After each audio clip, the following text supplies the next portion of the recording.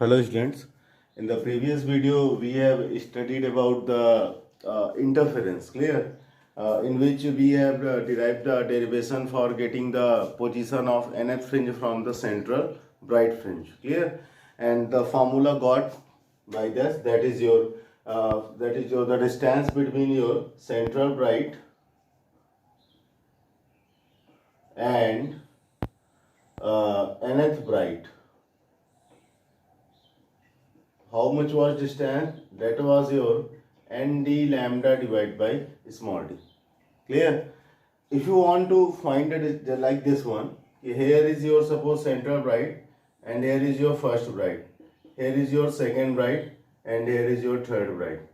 If you want to get the distance between CB and B1, so B1 is what? B1 is the first bright. It means he is asking about to find the distance of the first bright from the central bright. So distance of first bright from the center bright is how much you can get it. On putting the value of n, you will find the distance of any bright fringe from the central bright. And I told you that in this formula, if he is asking the distance between center bright and first bright, then definitely you have to put n as 1. तो यहाँ पर n की value कितनी रख दोगे? अगर आप 1 रख दोगे तो this is the distance between centre bright and कितनी निकल के आएगी आपकी b1, और ये जो वैल्यू आएगी x1 इज इक्वल टू ये कितना हो जाएगा d lambda by d. If you want to know the distance between centre bright and that is your secondary bright, center bright and second bright, that is the distance between CB and B2, then you have to put the value n is equal to 2. So यहाँ पर आ जाएगा x2 is equal to कितना आ जाएगा 2d lambda divided by small d. On the other aspect, we also know the formula for getting the distance of any आपका that is your darker fringe from the central bright. Clear? तो central bright and nth darker fringe. Clear? So the distance between them is how much? That is your xn is equal to 2n plus 1. That is your d lambda divided by how much? It's your 2d. Clear? But I told you that if you want to, suppose here is your what? Center bright, and here is your first dark, here is your second dark, and here is your third dark. If you want to get the distance between center bright and first dark, clear? If you want to get the distance between CB and D2, the distance between CB and D3, तो centre bright से first dark के लिए इस फॉर्मूले में attention करना है कि डार्कर के केस में जो भी डार्क पूछेगा एन की वैल्यू हमेशा उससे कम रखनी. He is asking about the first dark, तो फर्स्ट से 1 कम, that is n is equal to 0. इस फॉर्मूले में अगर n इज इक्वल टू 0 रख दोगे then you will get the distance between CB and D1. Clear? मतलब the distance of first dark from the centre bright. So यहाँ पर कितना आ जाएगा आपका x0 is equal to how much? That is your, रख दोगे ये आ जाएगा d लैम्डा डिवाइड बाय कितना आ जाएगा आपका 2d आ जाएगा. Similarly if you want that is your CB distance between centre bright and second darker. Clear? तो n की वैल्यू कितनी रखनी पड़ेगी आपको? 1 रखनी पड़ेगी. ये बात समझ में आ रहा है? ये फॉर्मूला बच्चा ये भी हो सकता है क्या? That is your 2n minus 1 d lambda divide by how much? That is your 2d. Clear? क्योंकि मैंने बताया था कि जो पाथ डिफरेंस होता है वो दो तरीके से इसका जनरलाइज कर सकते हो in the case of darker fringe. Either the path difference for your constructive interference is your 2n plus 1 into lambda by 2, or you can write it as 2n minus 1 into lambda by 2. When we choose 2n plus 1 into lambda by 2, then from this case n is started from 0, and in the case of 2n minus 1 n is started from the first. मतलब क्या ध्यान समझना है.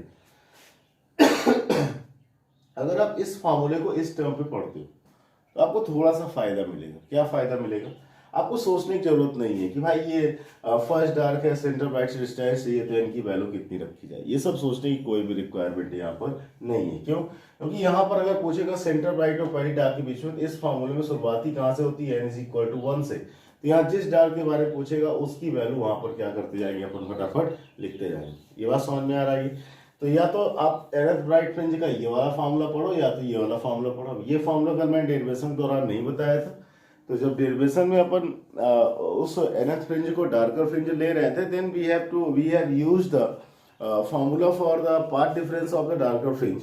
तो वहां पर उसी फॉर्मूले में आप 2n plus 1 into lambda by 2 की जगह यूज कर सकते हो 2n minus 1 into lambda by 2 use कर सकते हो, और ये आसानी से आपका ये आ जाएगा. जो बात समझ में आ रहा है? इस तरीके से आपसे कोई कहे कि सेंटर ब्राइट से फिफ्थ ब्राइट कहाँ पर है, तो इस फार्मूले में 5 रख दो।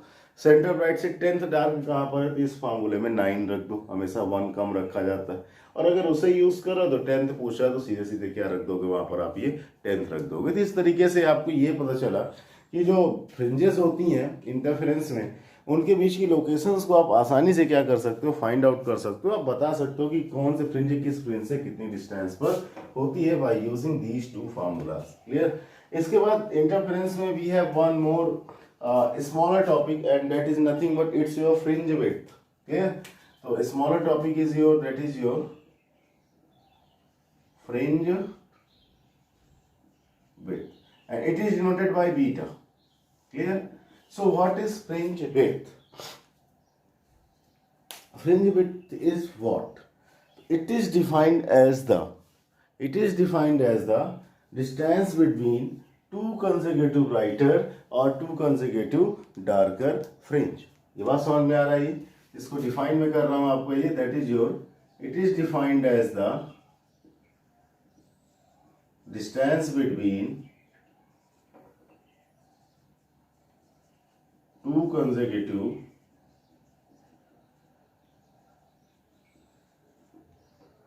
darker, two consecutive brighter or darker fringes। दो लगातार ब्राइटर या दो लगातार डार्कर के बीच की डिस्टेंस को क्या बोलते हैं अपन, फ्रिंज विड्थ बोलते हैं। जैसे यहाँ पर क्या है आपका ध्यान समझना ही, it's your centre bright. Clear. Here is your first bright, here is your second bright and here is your third bright. हमसे कह रहा व्हाट इज फ्रिंज विड्थ, तो दो लगातार ब्राइटर कौन सी हो गई, B2 और B3, इनके बीच की डिस्टेंस निकाल लो, ये भी क्या है, फ्रिंज विड्थ है। या B1 और B2 के बीच की डिस्टेंस निकाल लो, ये भी क्या है, फ्रिंज विड्थ है। या तो आप इसकी और इसकी डिस्टेंस निकाल लो, ये भी क्या है आपकी फ्रिंज विड्थ। ये बात समझ में आ रही। तो सपोज मुझे निकालना है B1 और B2 के बीच में, तो B1 की डिस्टेंस कितनी होती है x1 और B2 की डिस्टेंस कितनी है सपोज आपकी x2। सो फ्रिंज विड्थ कितनी हो जाएगी, ये डिस्टेंस चाहिए, that is your x2 minus x1। ये बात समझ में आ रही। सपोज मुझे फर्स्ट और सेकेंड ब्राइटर के बीच में क्या चाहिए, जनरल डिस्टेंस चाहिए। तो यहाँ पर क्या हो जाएगा, सेकेंड ब्राइट की सेंटर ब्राइट से डिस्टेंस माइनस फर्स्ट ब्राइट की सेंटर ब्राइट से डिस्टेंस। तो अगर मुझे nth ब्राइट के हिसाब किताब में चाहिए, ये बात समझ में आ रहा है, मतलब क्या, ध्यान समझना है। इस तरीके से ये पोजीशन आपकी चलती चली जा रही थी। ध्यान से देखिए आप, मैं कह रहा हूँ कि I have to find the distance between two consecutive brighter and two consecutive darker. या तो दो लगातार ब्राइटर या दो लगातार डार्कर के बीच में आप निकाल लो तो हो जाएगी। सपोज यहाँ पर ये nth ब्राइट है। क्लियर। तो उसके पहले कौन सी ब्राइट होगी, दैट इज योर Bn-1। अब nth ब्राइट और n-1th ब्राइट के बीच की जो डिस्टेंस होगी, इसी को क्या बोलेंगे अपन, फ्रिंज विड्थ बोलेंगे। अब nth ब्राइट की सेंट्रल ब्राइट से डिस्टेंस कितनी होती है, तो एक फार्मूला पढ़ा था अभी अपन ने, ये कितना, ये it is your xn is equal to कितना आया था formula, nd lambda by d. क्यों, क्योंकि nth ब्राइट है तो n की वैल्यू n रख दिया। अब n-1th ब्राइट की सेंटर ब्राइट से डिस्टेंस कितनी होगी आपकी, तो ये इसको लिखोगे xn-1। अब ये जो nth ब्राइटर का जो डिस्टेंस का फार्मूला होता है, इस डिस्टेंस के फार्मूले में n की जगह कितना रखना पड़ेगा आपको, n-1, क्योंकि कौन सी ये फ्रिंज जो है आपकी ये n-1th फ्रिंज है। 9th होती तो 9 रखते, 10th होती 10th रखते। अब n-1th है तो n की जगह कितना रख देंगे, n-1। ये कितना आ जाएगा यहाँ पर देखो, ये n-1 d lambda divide by कितना हो जाएगा आपका, ये d आ जाएगी। तो हमने क्या कहा कि we are going to find the distance between two consecutive brighter fringe. हमें दो लगातार ब्राइटर के बीच की क्या चाहिए, डिस्टेंस चाहिए। अब दो लगातार ब्राइटर में फर्स्ट और सेकंड भी ले सकता था, थर्ड और फोर्थ भी ले सकता था, 9th और 10th भी ले सकता था, लेकिन एक जनरलाइज वे में करते हैं ना। मैंने nth ले लिया और कौन सा ले लिया यहाँ पर आपका, ये n-1th ले लिया। और जब nth और n-1th लिया तो उसी हिसाब से क्या किया कि जब nth लिया तो nth की डिस्टेंस कितनी है आपकी, ये n-d लैम्डा बाई डी, और n-1th की कितनी, n-1d लैम्डा बाई डी है। अब हमसे पूछ रहा है कि इन दोनों के बीच में डिस्टेंस कितनी है। वही इस जगह से ये डिस्टेंस इतनी है, इस जगह से ये डिस्टेंस इतनी है, ये कितना हो जाएगा, beta is equal to xn minus क्या हो जाएगा, xn-1। ये बात समझ में आ रही है। तो अगर हमने डेफिनेशन तो यही होती है कि या तो आप दो लगातार ब्राइटर के बीच में डिस्टेंस निकाल लो, या तो आप दो लगातार डार्कर के बीच में डिस्टेंस निकाल लो। दोनों डिस्टेंसेस कैसी आनी, बिल्कुल सेम टू सेम आनी, उनमें कोई भी चेंजेस नहीं आने। ये बात समझ में आ रही है। तो जब चाहे ब्राइटर लें चाहे डार्कर, सेम आंसर आएगा। ब्राइटर का मैं कर रहा हूँ, डार्कर को आपको इस तरीके से करना होगा। यहाँ dn लिखोगे, यहाँ dn-1 लिखोगे, यहाँ xn की वैल्यू आएगी 2n + 1 d lambda by 2d आएगी, और यहाँ पर xn-1 की जगह, तो वहां पर भी n की जगह कितना रख दोगे आप, n-1, तो वहां से ये वैल्यूज आ जाएंगे। ये बात समझ में आ रही है। तो डार्कर के लिए आपको करना है। तो फिर फाइनली मैं फ्रिंज विड्थ निकालूंगा, that is your beta is equal to कितना हो जाएगा आपका ये xn-1 this complete distance minus this, then you will get the beta. तो the value of xn is how much, that is your n d lambda by कितना आपका d है, और माइनस ये कितना है आपका ये n-1 d lambda divide by कितना है आपका यहाँ पर ये d है। फिर यहाँ पर n d lambda का अंदर क्या कर देते हैं, मल्टीप्लाई कर देते हैं। n d lambda बाई कितना हो गया ये d है, d lambda का मल्टीप्लाई करोगे तो आ जाएगा n d lambda minus d lambda divide by कितना हो जाएगा आपका ये d हो जाएगी। तो फिर यहाँ से क्या करते हैं इसको, ये n d lambda divide by d, और माइनस डी से इंडिविजुअली डिवाइड करते हैं, तो ये हो जाएगा n d lambda divide by d, और माइनस माइनस हो जाएगा प्लस, ये हो जाएगा d lambda divide by d, और ये कैंसिल आउट हो जाएगा ये। तो यहाँ से बीटा निकल के आ जाएगा कितना, D lambda divide by D.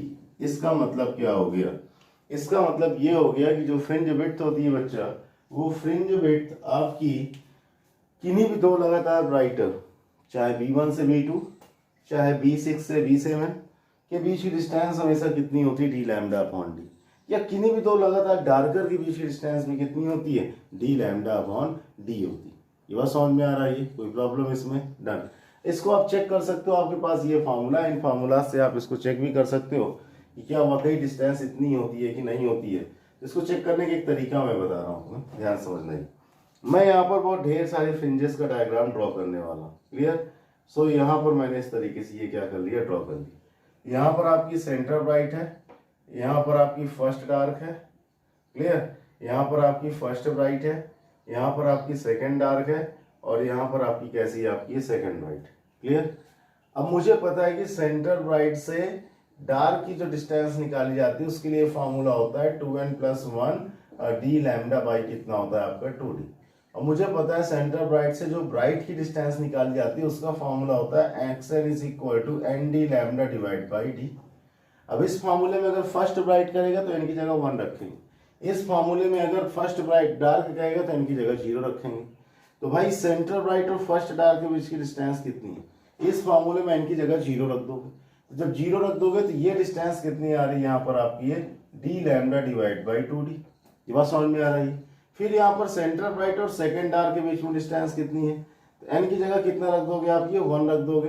1 रख दोगे तो ये आ जाएगा 3d लैम्डा, ये आ जाएगा 3d लैम्डा डिवाइड बाई कितना आ जाएगा यहाँ पर आपको ये 2d आ जाएगी।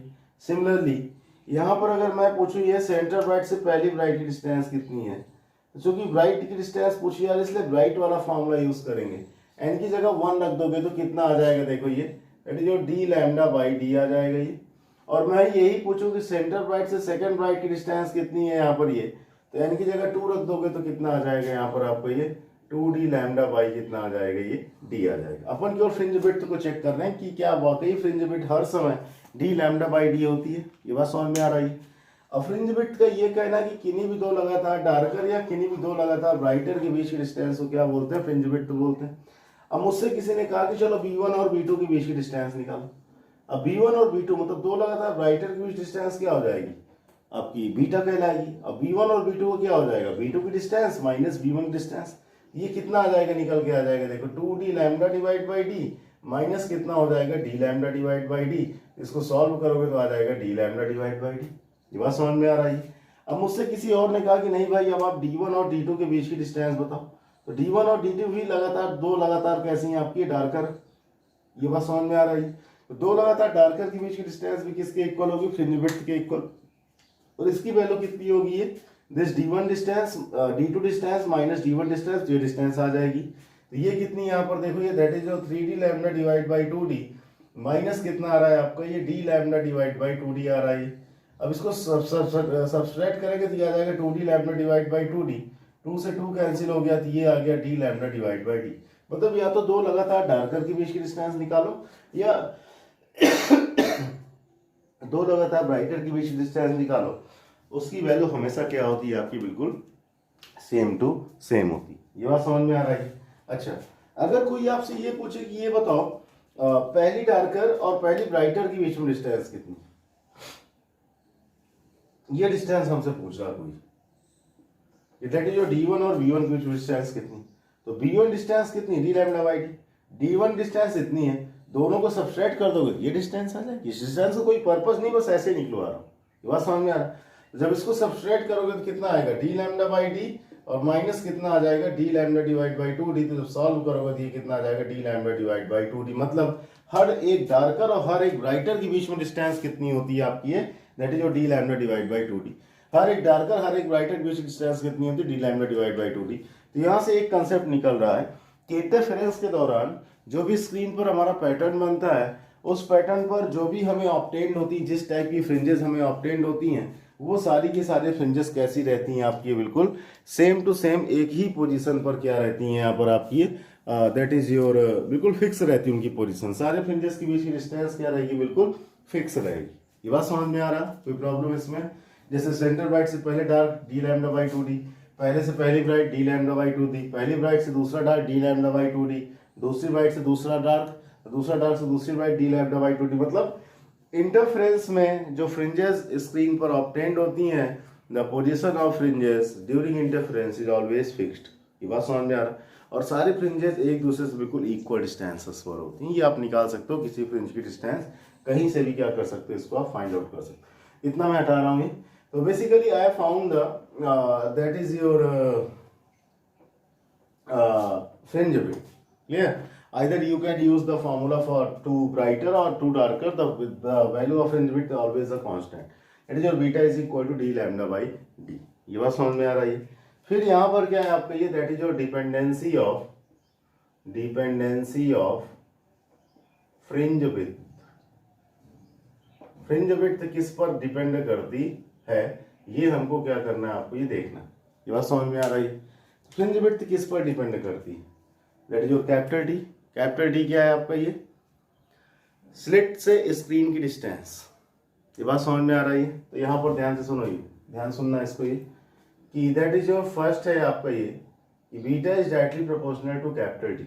अच्छा, जब हम इंटरफेरेंस बनाते हैं तो हम क्या चाहते हैं कि फ्रिंज विड्थ की वैल्यू कम होनी चाहिए कि फ्रिंज विड्थ की वैल्यू ज़्यादा होनी चाहिए। तो फ्रिंज विड्थ दो लगातार ब्राइटर के बीच की डिस्टेंस। ये बात समझ में आ रही है।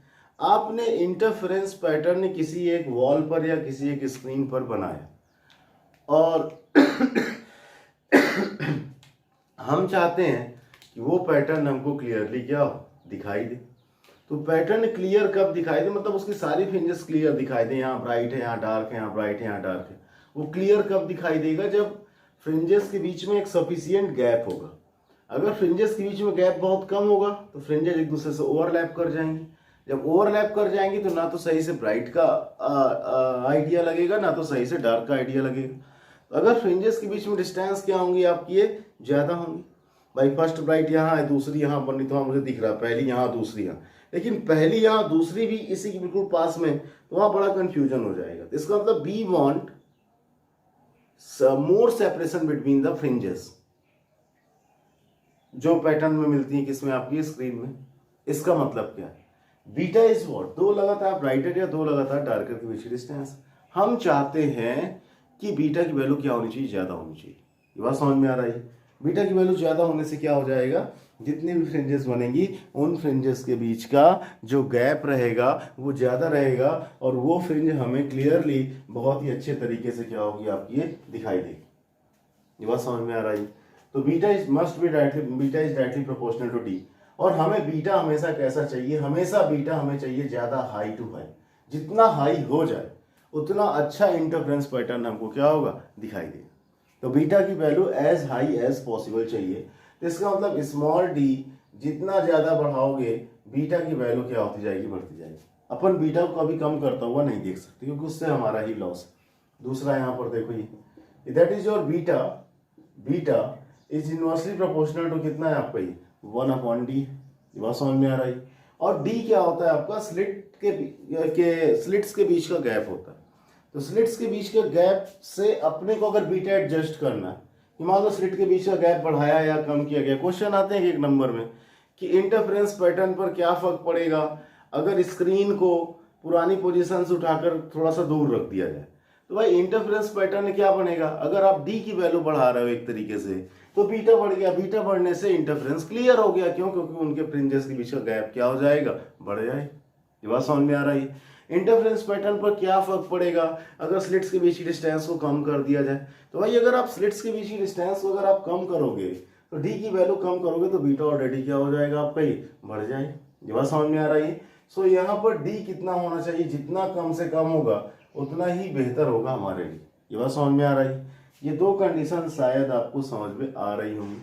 कल एक अपन ने डेरिवेशन किया था और उस डेरिवेशन में फिजिक्स का सबसे गंदा अजम्पशन अपन ने अप्लाई किया था। अगर आपको याद हो तो मैंने इस वर्ड का यूज किया और उस डेरिवेशन में यहाँ पर ये S1 था, यहाँ पर S2 था और बीच का गैप कितना था यहाँ पर आपका ये, दैट वाज योर D।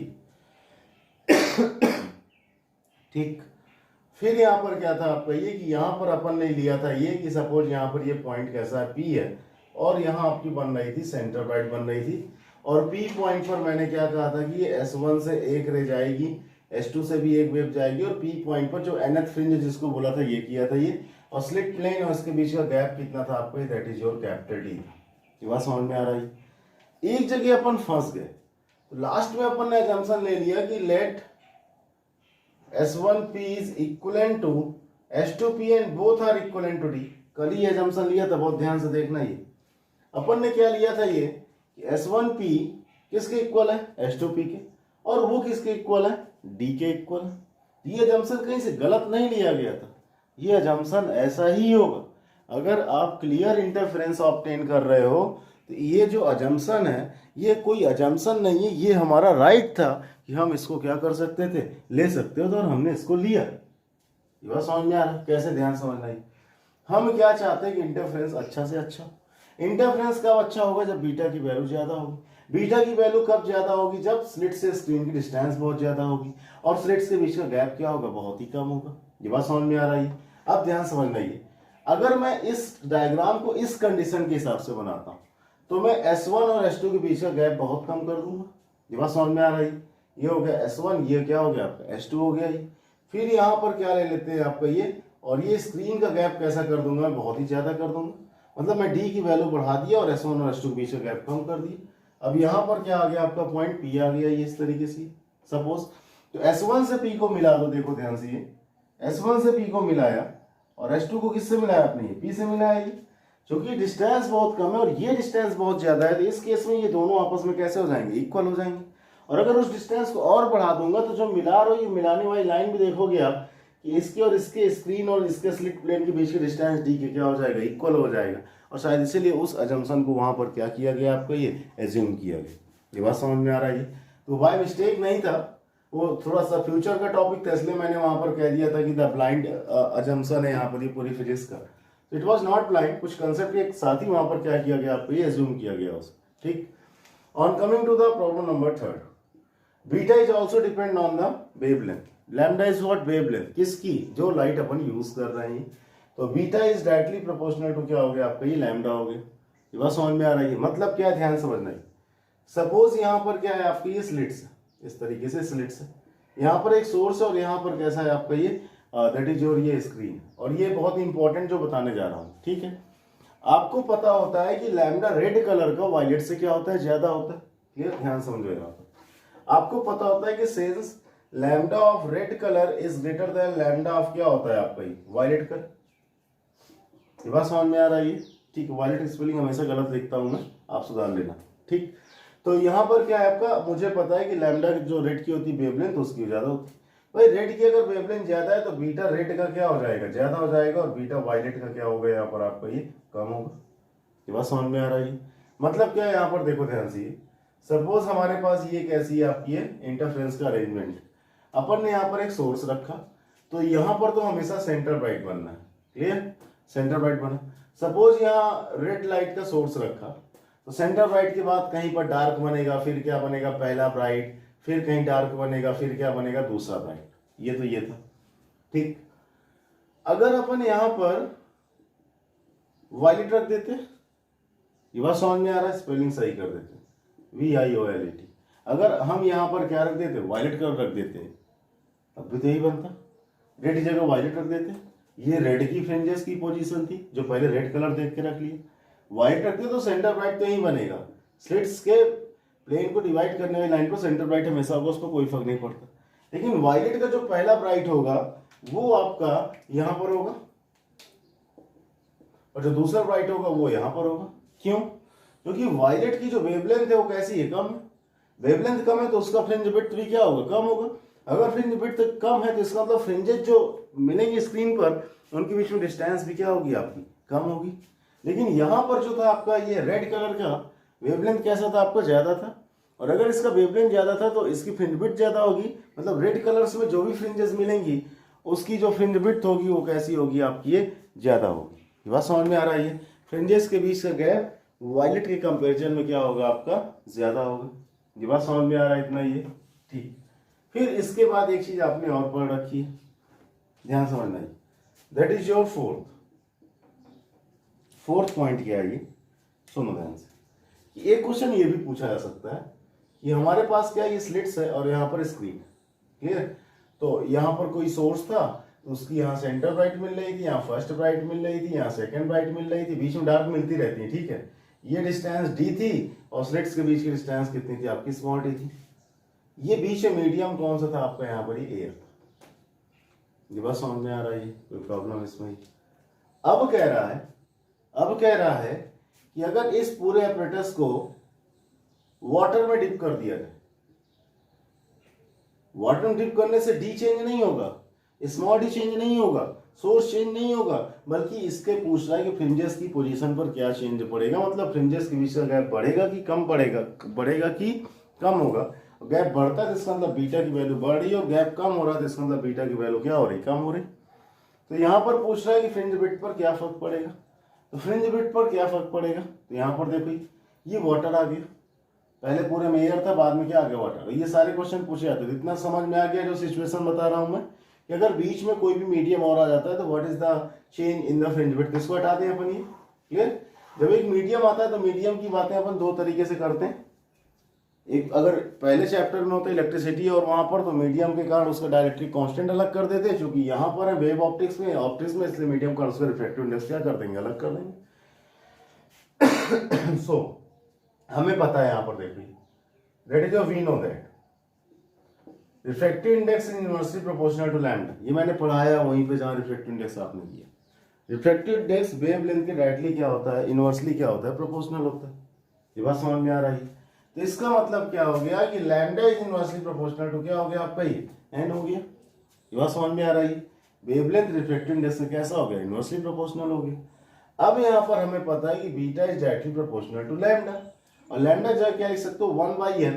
इसका मतलब क्या हो गया, beta is inversely proportional to कितना हो गया यहाँ पर आपका, ये beta is inversely proportional to कितना हो गया, 1/n हो गया।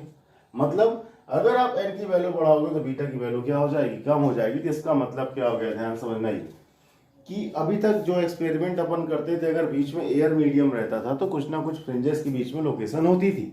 लेकिन अगर उसको एयर से किसी डेंसर मीडियम में ले जाओगे तो आपने एन की वैल्यू बढ़ा दी, और अगर एन की वैल्यू बढ़ाई है आपने तो उसके बीच की फ्रिंज विड्थ क्या हो जाएगी, कम हो जाएगी। और फ्रिंज विड्थ कम होने का सिंपल सा मतलब है आपका ये, कि फ्रिंज विड्थ कम होने का सिंपल सा मतलब है कि फ्रिंजेस के बीच का गैप क्या हो जाएगा आपका, ये कम हो जाएगा। ये बात समझ में आ रहा है? इसको हटा दें अभी, बस एक लास्ट पॉइंट। क्वेश्चन पूछा जाता है आपका ये, जिसको मैं 5th पॉइंट में लिख रहा हूँ, 5th पॉइंट, क्लियर? कि what will be nature of fringe obtained by white light, clear? Obtained by white light। ठीक है।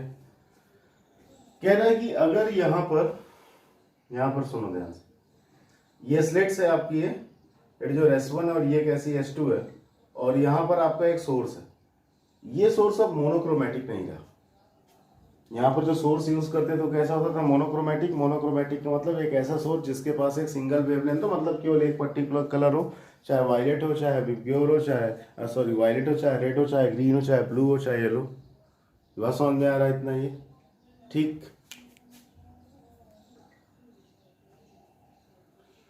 तो कोई भी कलर हो सकता है यहाँ पर। ये व्हाइट लाइट, जो सन से जो लाइट आती है, the light is said to be और white light because it is the mixture of 7 light. तो अगर अपन यहाँ पर एक व्हाइट लाइट फेंके भेजेंगे तो पैटर्न कैसा मिलेगा यहाँ पर, हमें ये बताना है।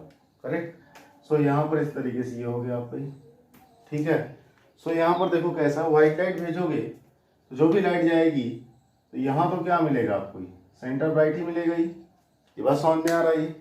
फिर यहाँ पर व्हाइट लाइट में 7 कलर होते हैं, और वो कौन कौन से कलर होते हैं आपके, ये वी का बीटा जो होता है ये वायलेट का, और रेड का जो बीटा होता है, तो रेड का बीटा ज्यादा होता है। मतलब रेड की ब्राइटर फ्रिंजेस के बीच में गैप क्या रहेगा, ज्यादा रहेगा। तो सेंटर ब्राइट के बाद डार्क मिलेगा, डार्क के बाद तो ब्राइट मिलेगा ही। अब ब्राइट जो मिलेगा वो एक पॉइंट नहीं मिलेगा, बल्कि ब्राइट 7 कलर्स का ब्राइट मिलेगा। ये बात समझ में आ रही है। सबसे नीचे ब्राइट किसका मिलेगा, वायलेट का। सबसे ऊपर किसका मिलेगा, रेड का। फिर डार्क मिलेगा, फिर डार्क मिलेगा, फिर यहाँ 7 कलर्स के ब्राइट मिलेंगे। सबसे नीचे वायलेट का, सबसे ऊपर रेड का। क्यों सबसे नीचे वायलेट का, क्योंकि वायलेट के हैं फ्रिंजेस के बीच का गैप क्या होता है आपका, बहुत ही कम होता है। और रेड में फ्रिंजेस के बीच का गैप क्या होता है, ज्यादा, क्योंकि वायलेट का आपका रेड जो बीटा कम होता है और रेड का बीटा क्या होता है आपका यहाँ पर ये ज्यादा होता है। बात समझ में आ रही है। तो जब भी किसी व्हाइट लाइट को आप किसी भी स्लिट पर क्या करते हो, आप सेंड करते हो, तो क्या फर्क पड़ता है, तो there is no change in the centre bright because the position of centre bright is always fix. और वैसा सेंटर ब्राइट वही बनना है तो सेंटर ब्राइट वही बनेगा। और सेंटर ब्राइट को देख के ये भी नहीं पता चलेगा कि वाकई ये व्हाइट लाइट का है कि रेड का है कि वायलेट का है, क्योंकि ओवरऑल वो व्हाइट ही रहेगा। सेंटर ब्राइट पर सभी के ब्राइट आएंगे, सारे कलर्स एक साथ आ जाएंगे ये, तो वो सेंटर ब्राइट की जो पोजीशन रहेगी कैसी रहेगी, यहाँ व्हाइट आएगी। लेकिन सेंटर ब्राइट के बाद जो अगले ब्राइट बनेंगे उन ब्राइट्स पर हमको कलर दिखाई देगा। क्यों कलर दिखाई देगा, क्योंकि हर एक कलर की वेवलेंथ अलग अलग होती है। हर एक कलर की वेवलेंथ अलग अलग होगी, तो हर एक कलर की सेंटर ब्राइट से फर्स्ट ब्राइट बनने की लोकेशन भी अलग अलग होगी। जिसका बीटा जितना ज्यादा होगा उसका सेंटर ब्राइट से पहली ब्राइट उतनी दूर पर होगी। तो रेड का ज्यादा होता है, वायलेट का कम, तो वायलेट का क्लोजर, रेड का दूर होगा। तो क्लोजर और दूर के चलते इनके ब्राइटर में क्या आ गया, आपको सेपरेशन आ गया। सेपरेशन आ गया तो इनकी ब्राइट फिल्में हमको क्लियर क्या होगी, आपको दिखाई देंगी। ये बात समझ में आ रही है, कोई प्रॉब्लम इसमें? Last topic of interference is your angular fringe width. Angular fringe width is what? It is defined as the ratio of fringe width to the distance between slit plane and the screen. Clear? तो यहाँ beta divide by D का ratio angular fringe width होता है। Beta कितना होता है, D lambda by D. तो D से डी कैंसिल, कितना आ गया, लैम्डा डिवाइड बाई डी आ गया। तो या तो ये फॉर्मूला या तो ये फॉर्मूला। ये हमें बताता क्या angular fringe width? It tells about the angular position of any fringe. जैसे यहाँ फर्स्ट ब्राइट फ्रिंज है। अब फर्स्ट ब्राइट फ्रिंज, ये जो सेंटर ब्राइट को मिलाने वाली जो लाइन होती है जिसके मिड पॉइंट से आती है, उससे फर्स्ट ब्राइट का एंगल कितना है आपका, थीटा। और यही थीटा क्या है आपका angular fringe width. Second bright होती तो उसका ये एंगल निकालते ही। थर्ड ब्राइट होती तो उसका आप ये वाला एंगल निकालते ही। क्लियर? तो यहाँ पर ये क्या बता रहा है कि ब्राइटर्स की एंगुलर पोजीशन की पर्टिकुलर इस लाइन से किस एंगल पर है, that is the angular position की बात कौन करेगा, एंगुलर फ्रिंज विड्थ करेगा। अब यहाँ पर अगर अपन इसको ले लेते हैं, तो अब यहाँ पर ये बीटा बाई डी कैसे आया, तो अगर इस ट्रायंगल में, ये जो राइट एंगल ट्रायंगल है, इस ट्रायंगल में अगर आप tan ले लो तो यहाँ से क्या हो जाएगा आपका, देखो ये ध्यान से, ये हो जाएगा tan theta is equal to perpendicular upon base. Perpendicular कितना है यहाँ पर, बीटा, और बेस कितना है यहाँ पर आपका ये कैपिटल डी। तो बीटा की वैल्यू कितनी हो जाएगी आपकी यहाँ पर, ये बीटा क्या है यहाँ पर आपको ध्यान से। क्यों इसको बीटा बोल रहा हूँ, क्योंकि सेंटर ब्राइट भी ब्राइट है और ये सेंटर ब्राइट की बाद की ब्राइट है। दो लगातार ब्राइटर की डिस्टेंस कितनी होती है, बीटा, और जिसकी वैल्यू कितनी होती है, डी लैम्डा बाई कितनी होती है आपकी, D divide by capital D. D D cancel lambda by d, और एज्यूम कर लिया कि थीटा इज वेरी स्मॉल। और अगर आपका थीटा बहुत ही क्या होगा यहाँ पर आपका, ये स्मॉल होगा ये, तो tan थीटा किस में कन्वर्ट हो जाएगा आपका, थीटा में। तो थीटा की वैल्यू आ गई लैम्डा बाई डी, और इसी को क्या बोल दिया अपन ने, एंगुलर फ्रिंज विड्थ बोल दी। ये बात समझ में आ रही है? इस फॉर्मूले को याद रखना बस। हाँ, इतना जरूर ध्यान दिया जाता है कि जब अपन एंगुलर फ्रिंज विड्थ के न्यूमेरिकल्स लगाते हैं तो उन न्यूमेरिकल्स में कभी भी एंगुलर फ्रिंज विड्थ एक एंगल ही होता है। इस एंगल को रेडियन में नहीं कन्वर्ट करते, इस एंगल को अपन डिग्री में ही रखते हैं। ये बात समझ में आ रही है? नेक्स्ट पे मैं इंटरफेरेंस में एक दो टॉपिक, बहुत छोटे छोटे थ्योरेटिकल टॉपिक बचे, जैसे कि सस्टेन इंटरफेरेंस क्या होता है, इंटरफेरेंस बनने की क्या कंडीशन होती है, कोहेरेंट सोर्सेज, दो तीन बहुत ही थ्योरेटिकल टाइप के क्वेश्चन। उसके बाद अपन इंटरफेरेंस के क्या लगाएंगे, न्यूमेरिकल्स लगाएंगे। Okay, thank you.